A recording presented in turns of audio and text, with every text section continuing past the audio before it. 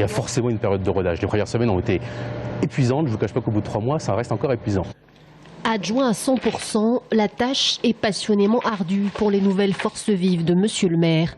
Et beaucoup le reconnaissent. Être adjoint, ça s'apprend. On prend ses marques à la fois vis-à-vis des services, vis-à-vis des responsabilités que l'on a. On rencontre beaucoup de monde. Donc ça, c'est vraiment intéressant puisqu'on est en contact avec, personnellement, beaucoup le monde associatif et puis administratif avec lequel on va être amené à interagir. On a beaucoup de partenaires. Et puis aussi, il faut le dire simplement, on apprend le métier. Apprendre le métier, c'est aussi au terme de ces 100 jours, apprendre à faire face à la grogne d'une opposition déterminée. En ligne de mire, la politique de sécurité jugée trop répressive par l'écologiste Emmanuel Denis.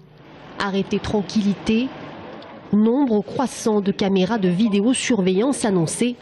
Opération coup de poing, les embryons de la discorde font leur nid. Ce qu'on déplore, c'est que ça ne s'accompagne pas d'une vraie politique de prévention. Et d'ailleurs, la population, de ce que j'en ai lu, le réclame, puisque aux Fontaines, où il y a eu plusieurs dégradations autour de l'école, les parents se sont manifestés. Et puis finalement, quand on leur a dit on va faire passer la police plus souvent la nuit, eux, ce qu'ils réclament, c'est des éducateurs de rue. Je crois pas. Je crois qu'on ne doit pas rencontrer les mêmes riverains, aussi bien aux rives du Cher qu'aux Fontaines comme ailleurs. Je crois que les riverains ont besoin d'être rassurés aussi. Il ne faut pas croire qu'une présence policière, c'est une présence répressive.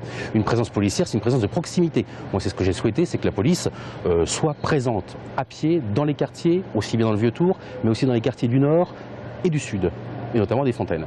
Mais dans les rangs de l'opposition, une petite obsession, l'audit. Ce fameux audit des finances, attendu comme la charnière entre l'ancienne et la nouvelle municipalité.